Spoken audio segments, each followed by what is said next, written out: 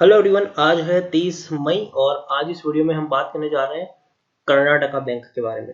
देखिए, काफ़ी रेप्यूटेड और काफ़ी बढ़िया बैंक ये है और काफ़ी बड़ी गिरावट भी हमें यहाँ पर देखने को मिली है। 34 से 35 रुपए के आसपास ये शेयर अभी ट्रेड कर रहा है। इस वीडियो में हम बात करेंगे कि क्या कर्नाटका बैंक में खरीदारी करने का क्या ये सही मौका है कि नहीं। तो देखिए, वीडियो को शुरू करूँ उससे पहले अगर आपने अभी तक चैनल को सब्सक्राइब नहीं किया है तो प्लीज़ अभी इसे सब्सक्राइब कर लीजिए, क्योंकि आगे भी बहुत सारे वीडियोस हैं जो आपको काफ़ी ज़्यादा हेल्प करेंगे। तो चलिए शुरू करते हैं। तो जैसे कि आप देख सकते हैं कि कर्नाटका बैंक अभी 34 से 35 रुपए के ऊपर ट्रेड कर रहा है। पिछले एक महीने की हम बात करें तो एक महीने में कर्नाटका बैंक में 20% की गिरावट है और ये कंटिन्यूस गिरावट है। कंटिन्यूस, अगर एक दो अपर सर्किट लगती भी है तो वापस शेयर नीचे गिरता है। देखिए, इससे पहले भी यहाँ पर देखिए 39 रुपीज के ऊपर था, एक अपर सर्किट लगी, वापस नीचे आया, फिर एक अपर सर्किट लगी, फिर नीचे आया, फिर एक अपर सर्किट लगी, फिर नीचे आया, फिर दो अपर सर्किट लगी, उसके बाद कंटिन्यू शेयर टूटा, बाद फिर दो अपर सर्किट लगी, फिर शेयर टूट रहा है।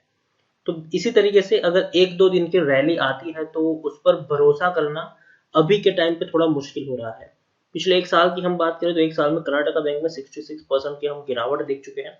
102 रुपए के प्राइस से शेयर गिरता हुआ नीचे आया। इससे पहले क्या था कि गिरावट आती भी तो शेयर बाउंस बैक करने की कोशिश करता था, लेकिन जब से कोविड-19 आया है शेयर बहुत बुरी तरीके से टूट रहा है। और देखिए, 34 रुपए के आसपास, मतलब इसी अब तक का एक साल का सबसे बड़ा लो, मतलब अभी जो शेयर ट्रेड कर रहा है वो अपने सबसे लोअर प्राइस पर ट्रेड कर रहा है। 3 साल का भी सबसे बड़ा लो अभी बना है।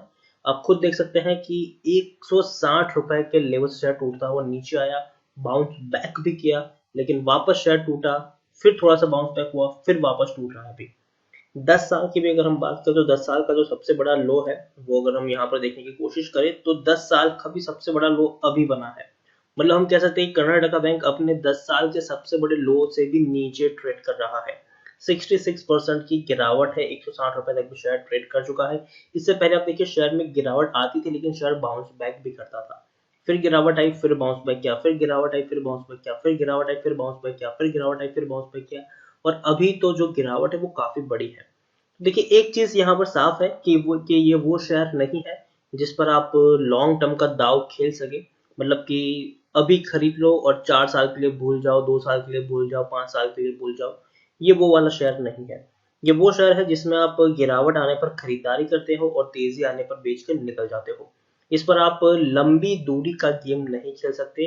इस पर आप रिस्की बेट लगा सकते हैं, एक रिस्क वाला गेम आप खेल सकते हैं, लेकिन लंबी दूरी का गेम यहाँ पर नहीं खेल सकते। और ना ही आप कह सकते हैं फुल्ली ट्रस्टफुल शेयर है, ऐसा भी आप नहीं कह सकते कि भैया ये शेयर कुछ नहीं होगा, ऐसा भी आप नहीं कह सकते हो। एनएसई में देखिए तो 44 लाख के अराउंड का वॉल्यूम ट्रेड है। स्मॉल कैप स्टॉक है ये, 1104 करोड़ का ही इसका मार्केट कैप है। काफी लिमिटेड मार्केट कैप है इसका, इस बैंक का। यहाँ पर हम देखें, सबसे पहले मैं आपको इनके शेयर होल्डिंग पर लेके जाना चाहूंगा।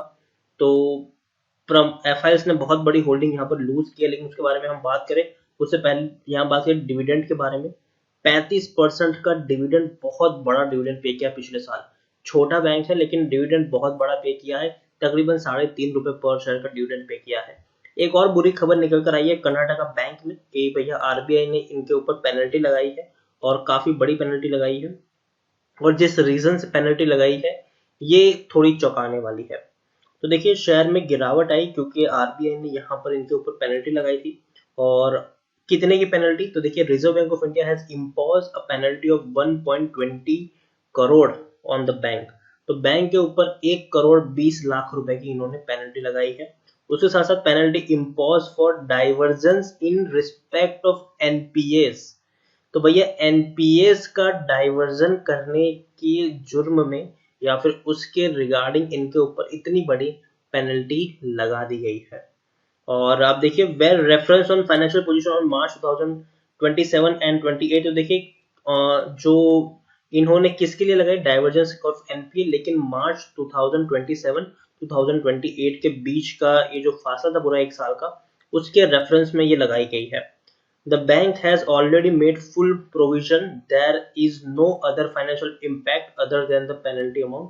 तो देखिए, यहाँ पर यह है कि बैंक ने सारे की सारी प्रोविजन यहाँ पर की है, कोई अदर फाइनेंशियल इम्पैक्ट यहाँ पर नहीं हुआ है, वो भी चीज यहाँ पर सामने है। तो इस रीजन के चलते इतनी बड़ी पेनल्टी लगाई गई है। सबसे पहले अगर हम यहाँ पर बात करने की कोशिश करेंगे कर्नाटका बैंक की, अगर हम बात करें तो आप देख सकते हैं कि टेक्निकल रेटिंग अभी भी कुछ खास अच्छी नहीं है, काफी गिरावट का दौर है। आपको ये शेयर काफी ललचाएगा क्योंकि भैया काफी कम पी है, 2.31 का इसका पी है, जबकि इंडस्ट्री पी 21.79 के आसपास देखने को मिल रहा है। बुक वैल्यू 172 है, प्राइस टू बुक वैल्यू 0.20, बहुत कम है ये, बहुत कम के ऊपर आपको दिख रहा है कि 0.20 का price to book value. EPS 15 के आसपास है और डिलीवरीज 58 के आसपास आपको देखने को मिल रही है। एक चीज यहाँ पर है, आप देखिए यहाँ पर according to Moneycontrol user कोई यहाँ पर बेचने की सलाह नहीं दे रहा है, हर कोई यहाँ पर खरीदने की सलाह दे रहा है या फिर होल्ड करने की सलाह दे रहा है। 83% लोग आपको कह रहे हैं कि भैया खरीद लो, बढ़िया बढ़िया बढ़िया मौका है, और 17% लोग यहाँ पर आपको होल्ड करने की सलाह दे रहे हैं। यहाँ पर हम अगर इनके क्वार्टरली रिजल्ट पर नजर करें तो छोटा बैंक जरूर है, लेकिन नतीजे हम कह सकते हैं कि थोड़े से बेटर इसके आपको देखने को मिले हैं। नेट प्रॉफिट जो है वो 123 करोड़ है, और दिसंबर 2019 में सितंबर में 105 करोड़ था, और उसके साथ साथ अगर हम जून की बात करें तो 175 करोड़ था, मार्च में 60 करोड़, दिसंबर में 140 करोड़। तो एक भी क्वार्टर ऐसा नहीं था जिसमें कंपनी ने बैंक ने लॉस किया हो, क्योंकि जनरली देखने को मिलता है कि बहुत सारे जो बैंक होते हैं वो लॉस कर जाते हैं, बड़े बड़े बैंक भी लॉस करते हैं हर क्वार्टर में। लेकिन यहाँ पर ऐसा नहीं है, कर्नाटका बैंक ने डिसेंट प्रॉफिट जरूर किया है, लेकिन फिर भी उतना बड़ा प्रॉफिट नहीं देखने को मिला है, यहाँ पर थोड़े से कम प्रॉफिट भी जरूर है, छोटा बैंक है। उसके साथ साथ अगर हम देखिए शेयर होल्डिंग की अगर हम बात करें तो आप देखिए एफ यहाँ पर बिकवाली कर रहे हैं। जो एफ की होल्डिंग पहले 14.57% थी, आज वो 12.80% के आसपास हमें देखने को मिल रही है। इंश्योरेंस कंपनी जहां थे वहीं पर है, 5.73% की होल्डिंग 5.74% के आसपास देखने को मिली है। म्यूचुअल फंड यहाँ से एग्जिट हो रहे हैं, 9.20% की होल्डिंग थी, आज वो 4.58% की होल्डिंग, मतलब आधे से भी ज्यादा होल्डिंग म्यूचुअल फंड ने यहाँ पर अपनी गिरा दी है। तो ओवरऑल अगर मैं बात करूं कर्नाटका बैंक की, तो देखिए अभी बैंकिंग सेक्टर एक बड़े क्राइसिस से गुजर रहा है, ये इस बात पे कोई शक नहीं है।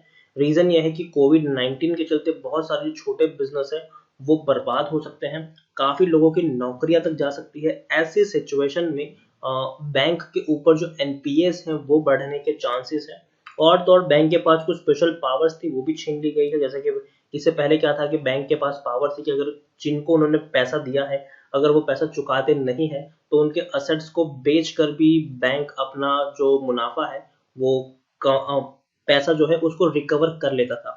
लेकिन अब ऐसा नहीं है, कम से कम 12 महीने के लिए आरबीआई की तरफ से बैंक से ये पावर छीन ली गई है कि आप किसी के असेट बेचकर पैसा रिकवर नहीं कर सकते।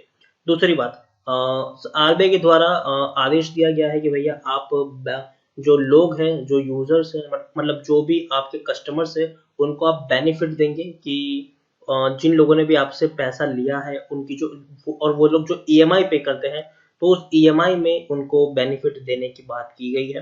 मतलब आप नेक्स्ट 3 महीने तक उनसे ईएमआई नहीं लेंगे, हालांकि मार्च महीने से उनको ये बेनिफिट चल रहा है, और 3 महीने के लिए एक्सटेंड किया गया। पहले ये मार्च से लेकर मई तक था, लेकिन अब ये अगस्त तक बढ़ा दिया गया है, मतलब 6 महीने तक बैंक के पास पैसा नहीं आ रहा है, और इसके चलते बैंक की जो हालत है वो थोड़ी बहुत टूट रही है। लेकिन जैसे ही सिचुएशन नॉर्मल होगी वापस बैंक के पास पैसा आना शुरू हो जाएगा, और जरूर शेयर आपको अच्छे खासे प्राइस पर ट्रेड करते हुए दिखेंगे बैंकिंग सेक्टर के। लेकिन एक चीज हमें यहाँ पर भूलनी नहीं चाहिए कि एनपीए का खतरा भी यहाँ पर बना हुआ है, कि अगर बिजनेस बर्बाद होते हैं, अगर लोगों की नौकरियां जाती है तो काफी लोग डिफॉल्ट भी कर सकते हैं, और इसी के चलते शेयर में इतनी बड़ी गिरावट हमें देखने को मिली है, खासा कि बैंकिंग स्टॉक में। तो ऐसी सिचुएशन में जो छोटे बैंक है उनके ऊपर खतरा जरूर मंडरा रहा है, लेकिन जो बड़े बैंक है वो जरूर यहाँ से रिकवर कर जाएंगे।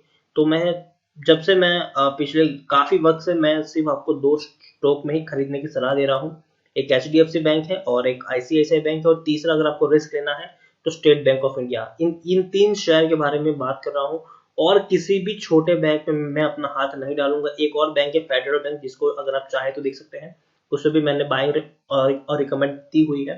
तो उसके अलावा और कोई बैंक पे मैं बाइंग की सलाह नहीं दे रहा हूँ। कर्नाटक बैंक थोड़ा बहुत बेटर है, सिचुएशन नॉर्मल होते जरूर ये रिकवर कर जाएगा, लेकिन मैं खरीदारी की यहाँ पर सलाह नहीं दे रहा। लेकिन जिन्होंने खरीदा हुआ है और बहुत बड़े लॉस में है वो चाहे तो यहाँ पर बने रह सकते हैं, लेकिन फ्रेश बाइंग अभी मैं नहीं करने की सलाह दूंगा किसी को भी, क्योंकि अगर आपको बैंकिंग शेयर खरीदना ही है तो आप बाकी बैंकिंग शेयर पर ज़्यादा फोकस कर सकते हैं, ना कि कर्नाटका बैंक पर। और ऑलरेडी पिछले कुछ हफ्तों से बैंकिंग शेयर में एक बड़ी तेजी भी देखने को मिली है, तो मुझे लगता है कि शायद आने वाले दिनों में थोड़ी गिरावट के लिए भी आपको प्रिपेयर्ड रहना पड़ेगा। तो कर्नाटका बैंक में खरीदारी है तो होल्ड कर सकते हो, और नहीं खरीदा है तो खरीदारी करने की ज़रूरत भी नहीं है। अगर यहाँ से अगर आप देखेंगे भी तो उतना ज़्यादा रिटर्न आप यहाँ पर नहीं कमा पाएंगे, और इवन शेयर अब तक टूट ही रहा है, अभी भी बॉटम नहीं बना है।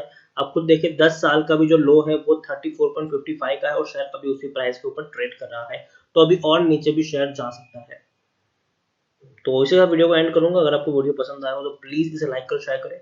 चैनल पर पहली बार है तो प्लीज सब्सक्राइब करो। कर्नाटका बैंक के बारे में आप क्या सोचते हैं वो भी आप मुझे कमेंट में लिख कर बता सकते हैं। Thank you.